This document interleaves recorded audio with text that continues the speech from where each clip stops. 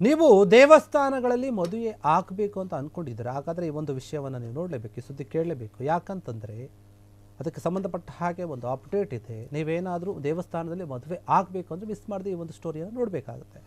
ರಾಜ್ಯದ ದೇವಸ್ಥಾನಗಳಲ್ಲಿ ಮದುವೆ ಆಗಬೇಕು ಅಂತ ಇದ್ದರೆ ಅದಕ್ಕೆ ಕಡಿವಾಣ ಬೀಳ್ತಾ ಇದೆಯಾ? ಈ ರೀತಿಯಾದಂಥ ವಿಚಾರ ಕೇಳಿ ಬರ್ತಾ ಇದೆ. ದೇವಸ್ಥಾನದಲ್ಲಿ ಸಿಂಪಲ್ ಮ್ಯಾರೇಜ್ ಆದರೆ ಸಾಕು ಅನ್ನೋರಿಗೆ ಕಾದಿದೆಯಾ ಶಾಕ್. ಕಡಿವಾಣ ಹಾಕೋಕ್ಕೆ ಸರ್ಕಾರ ಏನಾದರೂ ಮುಂದಾಗ್ತಾ ಇದೆಯಾ ಅನ್ನುವಂತಹ ವಿಚಾರ. ನೀವೇನಾದರೂ ದೇವಸ್ಥಾನದಲ್ಲಿ ಸಿಂಪಲ್ಲಾಗಿ ಮದುವೆ ಆಗಿಬಿಡೋಣ ಅಂತಂದರೆ ಅಂಥವ್ರಿಗೆ ಏನೋ ಒಂದು ಶಾಕ್ ಕಾತಿದೆಯಂತೆ. ದೇಗುಲಗಳ ಮದುವೆ ಸಂಭ್ರಮದಿಂದ ಅರ್ಚಕರಿಗೆ ಕಂಟಕ ಆಗ್ತಾ ಇದೆ ಎನ್ನುವಂತಹ ಮಾತು ಕೇಳಿ ಬರ್ತಾ ಇದೆ. ವಿಚ್ಛೇದನ ಪ್ರಕರಣಗಳ ಹೆಚ್ಚಳ ಅರ್ಚಕರಿಗೆ ಸಂಕಟ ಆಗ್ತಾ ಇದೆ. ಮದುವೆ ಮಾಡಿಸಿದ ಅರ್ಚಕರನ್ನು ಕೋರ್ಟ್ ಮೆಟ್ಟಿಲೇರಿಸುವ ಸನ್ನಿವೇಶಗಳು ಕೇಳಿ ಬರ್ತಾ ಇವೆ. ಹೀಗಾಗಿ ದೇವಸ್ಥಾನಗಳಲ್ಲಿ ಮದುವೆ ಮಾಡಲು ಹಿಂದೇಟು ಆಗ್ತಾ ಇದ್ದಾರೆ ಎನ್ನುವಂತಹ ವಿಚಾರ ಕೇಳಿ ಬರ್ತಾ ಇದೆ. ಹಲವು ವಧುವರರು ದೇವಸ್ಥಾನಗಳಲ್ಲಿ ಮದುವೆಯಾಗುವ ಹರಕೆ ಕೂಡ ಇದ್ದರೆ ಇತ್ತೀಚೆಗೆ ದೇವಸ್ಥಾನಗಳಲ್ಲಿ ಮದುವೆ ಮಾಡಿಸಿರುವ ಅರ್ಚಕರಿಗೆ ಕೂಡ ತೊಂದರೆ ಆಗ್ತಾ ಇದೆಯಂತೆ. ಹೀಗಾಗಿ ನಾವು ದೇವಸ್ಥಾನಗಳಲ್ಲಿ ಮದುವೆ ಮಾಡಿಸಲ್ಲ ಅಂತ ಪಟ್ಟಿಡ್ಕೊಂಡು ಕೂತಿದ್ದಾರೆ ಎಲ್ಲ ಅರ್ಚಕರು ಕೂಡ. ಮದುವೆ ಮಾಡಿಸಿದ ಅರ್ಚಕರು ಕೋರ್ಟ್ನಲ್ಲಿ ಸಾಕ್ಷಿ ಹೇಳಬೇಕಾದಂತಹ ಪರಿಸ್ಥಿತಿ ಎದುರಾಗಿದೆ. ದೇವಸ್ಥಾನಗಳಲ್ಲಿ ಮದುವೆಯಾದರೆ 100 ಕಾಲ ಸುಖವಾಗಿರ್ತಾರೆ ಅನ್ನೋ ನಂಬಿಕೆ ಇತ್ತು. ಆದರೆ ದೇವಸ್ಥಾನದ ಪಾವಿತ್ರ್ಯತೆ, ಖ್ಯಾತಿ ಮತ್ತು ಅರ್ಚಕರಿಗೆ ಕಾನೂನು ತೊಡಕು, ಆತಂಕ ಎದುರಾಗ್ತಾ ಇದೆ. ಈಗಾಗಲೇ ಬೆಂಗಳೂರಿನ ಬಹುತೇಕ ದೇವಸ್ಥಾನಗಳಲ್ಲಿ ಮದುವೆ ನಿರ್ಬಂಧ ಆಗಿದೆ ಎನ್ನುವಂಥ ವಿಚಾರ ಕೇಳಿ ಬರ್ತಾ ಇದೆ. ನೋಡಿ, ಹೌದು, ದೇವಸ್ಥಾನದಲ್ಲಿ ನಾವು ಸಿಂಪಲ್ ಆಗಿ ಮದುವೆ ಆಗೋಣ, ಜಾಸ್ತಿ ಖರ್ಚಾಗಲ್ಲ. ದೇವರ ಸನ್ನಿಧಿಯಲ್ಲಿ ಮದುವೆಯಾದರೆ ನಮಗೆ ಒಳ್ಳೆಯದಾಗುತ್ತೆ, ನಮ್ಮ ಸಂಸಾರ ಚೆನ್ನಾಗಿರುತ್ತೆ, ದೇವರ ಆಶೀರ್ವಾದ ನಮಗೆ ಸಿಗುತ್ತೆ ಅಂತ ಹೇಳಿ ಸಾಕಷ್ಟು ಜನರು ಯೋಚನೆ ಮಾಡ್ತಾರೆ. ಅದು ಒಳ್ಳೆಯ ವಿಚಾರ ಕೂಡ ಅಂತ ಅಂದ್ಕೊಳ್ತಾರೆ. ಆದರೆ ಈಗ ಯಾರು ದೇವಸ್ಥಾನದಲ್ಲಿ ಮದುವೆಯಾಗಿರ್ತಾರೋ, ಅವರಿಗೆ ಯಾರು ಮದುವೆ ಮಾಡಿಸಿರ್ತಾರೋ ಅರ್ಚಕರು, ಅವರಿಗೆ ಒಂದು ರೀತಿಯಲ್ಲಿ ಕಂಟಕ ಎದುರಾಗಿದೆ ಅಂತ ಹೇಳಲಾಗ್ತಾ ಇದೆ. ಯಾಕಂದರೆ ಅವರು ಕೋರ್ಟಿಗೆ ಸಾಕ್ಷಿ ಹೇಳಕ್ಕೆ ಹೋಗಬೇಕು. ವಿಚ್ಛೇದನ ಪ್ರಕರಣಗಳು ಹೆಚ್ಚಾಗ್ತಾ ಇವೆ. ಅದಕ್ಕೆ ಸಂಬಂಧಪಟ್ಟಾಗ ಅರ್ಚಕರು ಸಾಕ್ಷಿ ಹೇಳಬೇಕಂತೆ. ಮದುವೆ ಮಾಡಿಸೋದು, ಮದುವೆ ಮಾಡಿಸಿದ ಅರ್ಚಕರನ್ನು ಕೋರ್ಟ್ಗೆ ಬರಬೇಕು ಅಂತ ಹೇಳಿ ಕರೀತಾ ಇದ್ದಾರೆ. ಹೀಗಾಗಿ ದೇವಸ್ಥಾನಗಳಲ್ಲಿ ಮದುವೆ ಮಾಡೋಕ್ಕೆ ಹಿಂದೇಟನ್ನು ಹಾಕ್ತಾ ಇದ್ದಾರೆ ಕೆಲವು ಅರ್ಚಕರು. ಬೇಡ, ನಾವು ಮಾಡಲ್ಲ ಅಂತ.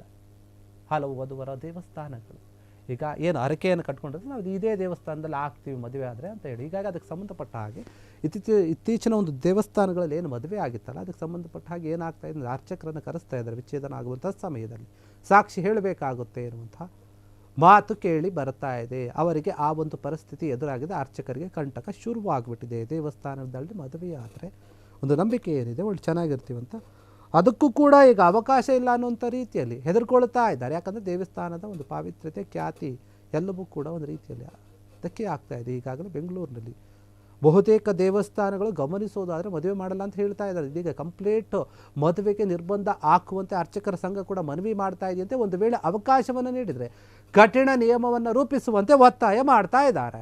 ಎರಡನೇ ವಿವಾಹ ಕುಟುಂಬದ ಒಪ್ಪಿಗೆ ಇಲ್ಲದೆ ದೇಗುಲಗಳಲ್ಲಿ ಹೆಚ್ಚು ಮದುವೆ ಆಗ್ತಾ ಇದ್ದಾವೆ. ಹೀಗಾಗಿ ಮದುವೆಯಲ್ಲಿ ಎಡವಟ್ಟಾದರೆ ಅರ್ಚಕರಿಗೆ ಸಾಕ್ಷಿ ಹಾಕಬೇಕಾಗಿರೋದ್ರಿಂದ ಕಾನೂನು ತೊಡಕು ಎದುರಾಗ್ತಾ ಇದೆ.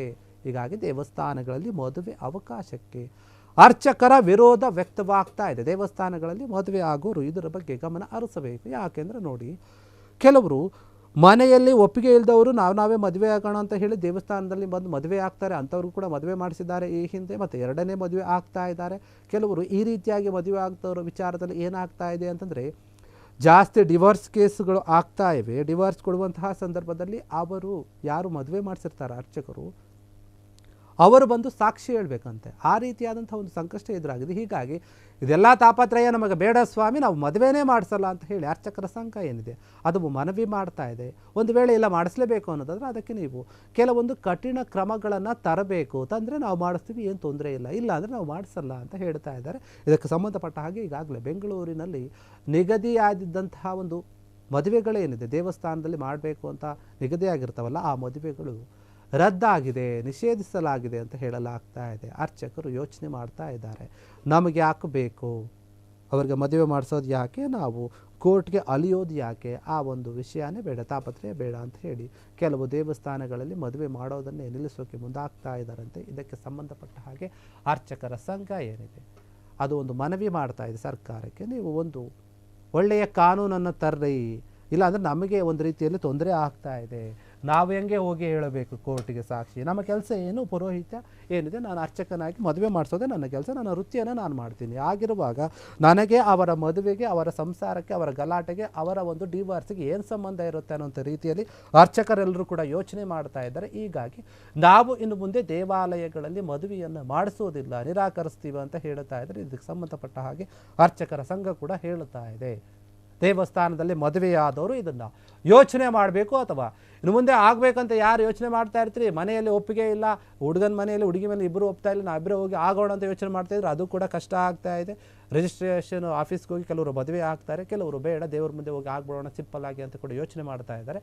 ಕುಟುಂಬದವರು ಒಪ್ಪಿಕೊಂಡು ಮದುವೆ ಮಾಡಿದ್ರು ಕೂಡ ಅವ್ರಿಗೂ ಕೂಡ ಮದುವೆ ಮಾಡಿಸೋಕೆ ಅರ್ಚಕರು ಇಂದು ಮುಂದೆ ನೋಡ್ತಾ ಇದ್ದಾರೆ. ಇದಕ್ಕೆ ಸರಿಯಾದ ರೀತಿ ಕಾನೂನು ತಗೊಂಡು ಬನ್ನಿ, ಇಲ್ಲ ಅವಕಾಶ ಕೊಡಬೇಡಿ ಅಂತ ಅರ್ಚಕರು ಕೇಳ್ತಾ ಇರುವಂಥದ್ದು. ಕ್ಷಣ ಕ್ಷಣದ ಸುದ್ದಿಗಳಿಗಾಗಿ ಫ್ರೀಡಂ ಟಿವಿ ಸಬ್ಸ್ಕ್ರೈಬ್ ಮಾಡಿ, ಲೈಕ್ ಮಾಡಿ ಹಾಗೂ ಫಾಲೋ ಮಾಡಿ. ಹೊಸ ಸುದ್ದಿಗಳ ನೋಟಿಫಿಕೇಶನ್ಗಾಗಿ ಬೆಲ್ ಐಕಾನ್ ಮೇಲೆ ಕ್ಲಿಕ್ ಮಾಡಿ.